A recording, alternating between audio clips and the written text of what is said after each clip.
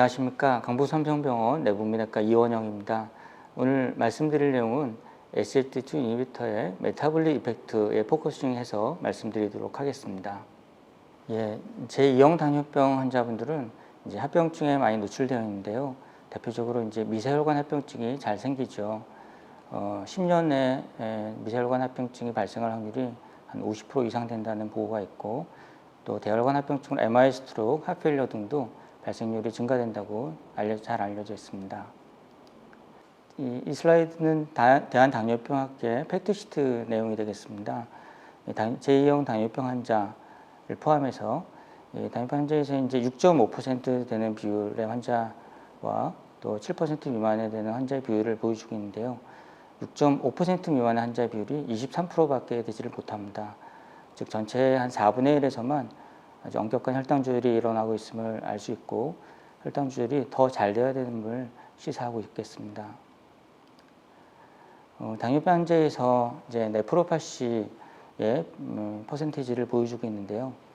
알부민유리아는 전체 당뇨병 환자의 한 24%에서 나오고 있고, GFR 60을 기준으로 했을 때 한 12.5% 환자들이 감소된 GFR을 가지고 있고, 이거 둘을 합쳤을 때 네프로파시의 비율은 전체 당뇨병 환자의 한 30% 비율로 관찰이 되고 있고요. 이제 65세 이상의 고령에서는 이것이 더 비율이 증가되는 것으로 되어 있습니다. 여러 가지 메가 트라이얼에서 우리 혈당 조절을 잘 했을 경우 미세혈관 합병증을 줄일 수 있다는 것이 잘 알려져 있습니다. 대표적으로 이제 UKPDS 연구가 되겠고, 연구 종료 시점이나 이제 10년 후 또 20년 익스텐전 결과에서도 미세혈관 합병증 감소 효과가 일관되는데요. 처음 트라이얼에서 뉴로파시는 유의성이 없었습니다만은 네프로파시와 레티노파시는 유의하게 줄었습니다. 그 밖에 어커드 어드밴스 VADT에서도 일부는 뉴트럴 약간 효과가 있지만은 대부분은 미세혈관 합병증을 잘 줄이는 것으로 관찰이 되었습니다. 지금 오늘의 주제는 SGLT2 이니비터 중에서 다파글리프로진의 혈당 강화 효과를 보여주고 있는데요. 처음에 당월색소가 9%였던 당뇨병 환자에서 다파와 메포민을 함께 썼을 때 혈당을 2% 정도 줄일 수 있는 병용요법을 했을 때 줄이는 효과가 있었고, 그 밖에 전반적으로 2제요법이나 3제요법, 또 이제 인슐린 병용요법을 연구를 봤을 때 전반적으로 혈당 강화 효과가 플레이스보 그룹보다 현저하게 감소되고 0.5에서 한 0.7의 차이를 두고 혈당 강화 효과가 있음을 알 수가 있습니다. 또 이제 다파글리프로진을 투여한 군에서 우리 100유지 동안 관찰을 했을 때 첫 수주가는 GFR이 일시적으로 감소를 합니다만은 곧 회복이 되고요. GFR이 잘 보존이 되는 그런 것을 관찰을 할 수가 있어서 레날 펑션에는 역시 문제가 되지 않고 오히려 나중에 여러 가지 메가 아웃컴에서 레날 펑션이 보존이 되는 결과들이 잘 보고가 되었습니다. 이건 한 연구인데요. 이 단백뇨 감소 효과를 봤는데 플레이스보 그룹보다 단백뇨 감소가 다파 5mm에서는 한 26% 감소, 10mm에서는 43% 단백뇨 감소 효과가 있어서 굉장히 키드니 효과는 좋은 것으로 되어 있습니다. 이거는 다파글리프로진의 대표적인 CV 아웃컴 트라이인 디클레어 트라이를 보여주고 있는데요. 플레이스보와 다파 10mm를 비교를 했습니다. 역시 키드니 보호 효과가 있는데 여기서는 한 24% 정도의 레날 컴포지트 엔드포인트 아웃컴을 유의하게 줄였다고 되어 있어서 단백뇨와 여러 가지 GFR 60 미만의 이런 여러 가지 엔드포인트를 합친 레날 컴포지트에 대해서 좋은 효과가 있었습니다. 또 이제 같은 디클라 연구에서 플레이스보에 비해서 이런 또 하나의 아웃컴인 하파일러 하스펠리지션과 CV데스를 합친 이 엔드포인트를 봤을 때 리스크를 17% 줄일 수가 있었다. 역시 통계적인 유의성이 있어서 굉장히 그 신부전에 대해서 좋은 효과가 있음을 관찰이 되었고, 이 세부로 봤을 때는 카디악 데스는 줄이지 못했습니다만은 하펠러는 줄였다는 그런 결과였습니다. 또 이제 같은 디크라우 연구에서 이젝션 프레션이 감소된 핫페일러 환자만을 분석을 했을 때는 이 핫페일러도 입원율을 줄였습니다만은 CV 데스레이트도 유의하게 줄였고 올코스 모텔리티도 줄여서 굉장히 조금 취약한 군에서는 조금 더 효과가 좋음을 보여주고 있습니다. 또 다른 약제인 엠파글리프로진 혈당 강화 효과를 보여주고 있는데요. 시타글리틴과 비교를 했습니다.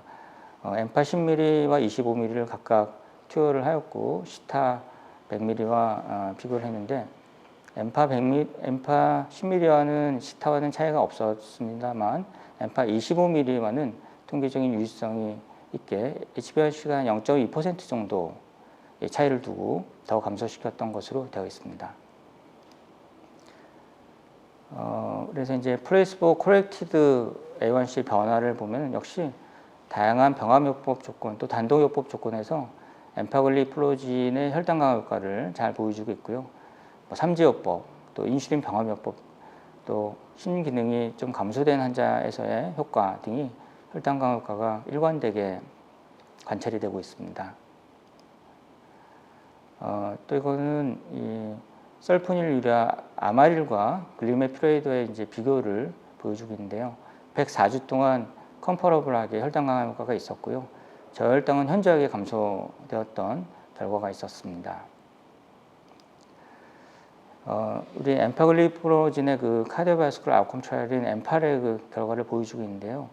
굉장히 놀라운 결과였던 것 같습니다. 플레이스보와 자대양 엠파글리프로진을 비교를 했는데 프라이머리 아웃컴을 38% 그중에 이제 카디악 데스를 38%나 유의하게 줄일 수가 있어서 당뇨병 약제인데도 불구하고 이런 심장 효과가 있었음을 잘 입증을 한 연구가 되겠습니다. 굉장히 좋은 연구 결과들이었는데요. CV 데스는 38% 줄였었고 하펠리어 입원율은 35% 줄였고요. 신기능 억제는 39% 유의성이 있었고 올코스 모텔리티 32%나 줄일 수가 있어서 이 정도의 폭이라면 굉장히 크고 의미가 크다고 할 수 있겠습니다. 부작용 측면을 잠깐 말씀드리면 전반적으로 플레이스보 그룹과 큰 차이가 없었는데 제니탈 인펙션 위험도가 이제 엠파군에서 조금 더 높았습니다. 유의하게 높았고 이제 엠파렉 데이터에서는 플레이스보에서 제니탈 인펙션이 1%였다면 10ml 군에서 3.8% 제니탈 인펙션이 발생을 했고 25ml에서는 2.8% 감소를 해서 통계적으로 유의성이 있었는데요. 저희가 이 부분은 좀 신경을 써야 될 것 같고요. 나머지 대부분의 이런 부작용 측면에서는 컴퍼러블 했었고 저희가 이제 디케이 다른 연구들에서 보면은 디케이 비율이 엠프라이즈 연구에서는 디케이 비율이 디피프와 비교했을 때 한 2배 정도 높아진다 이렇게 보고가 되었습니다. 그래서 이제 저희가 이제 카나글리프로진은 저희 나라에는 들어오지 않았습니다만은 이런 카디오바스쿨러 아웃컴 트라이얼을 캔버스 프로그램을 통해서 또 했는데요. 이제 세 가지의 이런 대표적인 지금 발표가 된 것은 세 가지가 있는데 엠파렉, 캔버스 또 디크라우 티미가 되겠습니다. 근데 세 가지 연구 모두 환자 특성이 약간 틀린데요.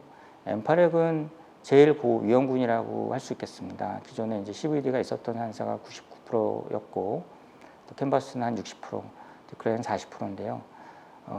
이것에 따라서 아마 임상 결과도 약간 다른 결과를 보였던 것 같습니다. 또 이제 리스크 팩터만 가지고 있었던 환자분들도 많은데요. 리스크 팩터는 보통 남자 55세 이상, 여자 60세 이상이고 다른 동반 위험인자가 있었을 때를 이제 리스크 팩터가 있었다고 저희가 봤는데 이제 엠파렉 같은 경우는 플레이스보 이벤트 레이트가 100명당 한 4명, 1000명당 43명이니까 100명당 4명꼴, 또 디크라우는 100명당 2명꼴, 캔버스는 100명당 3명꼴로 보통 이제 굉장히 고위험군이라고 할 수 있겠습니다. 그래서 이제 잠깐 나중에 또 홍순준 교수님께서 말씀해 주실 텐데요. 간략하게만 말씀드리면 메이스 아웃컴은 이제 캔버스와 엠파렉에서 유의하게 줄일 수가 있었고 이스테빌리스트 CVD가 있었던 군에서 유의하게 감소를 시켰습니다. 멀티플 리스크 팩터가 있는 군에서는 메이스를 줄이지는 못했습니다. 하지만 하페일러 하스피탈리제이션은 일관되게 감소를 시켰는데요. 이 세 가지 약제 다 유의한 효과가 있었고, 멀티플 리스크 팩터가 있는 군에서는 캔버스 군에서는 연구에서는 줄이지 못했습니다만은 다파 군에서는 유의하게 줄였습니다. 그래서 이제 메이스라고 하면 아무래도 심내혈관의 이벤트고, 하페일러 하스피탈리제이션은 심장인데, 하여튼 두 가지의 이런 좋은 효과들이 일관되게 관찰이 되는 것 같습니다. 그래서 이제 당뇨병 환자 중에서도 CVD가 기존에 있는 환자와 또 아직 CVD는 없지만 고위험군 환자로 나눌 수가 있겠는데요.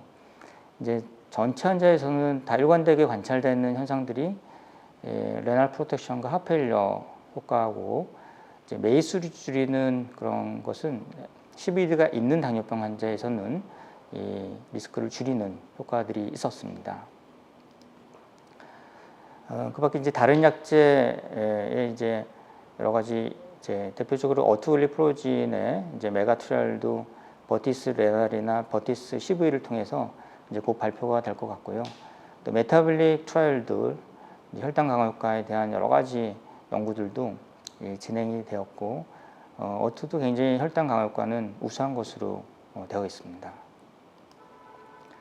그래서 어투의 혈당 강화 효과를 잠깐 말씀드리면은 당활색소 한 0.8, 0.9 거의 1 가까이 떨어뜨리는 것으로 되어 있었고요.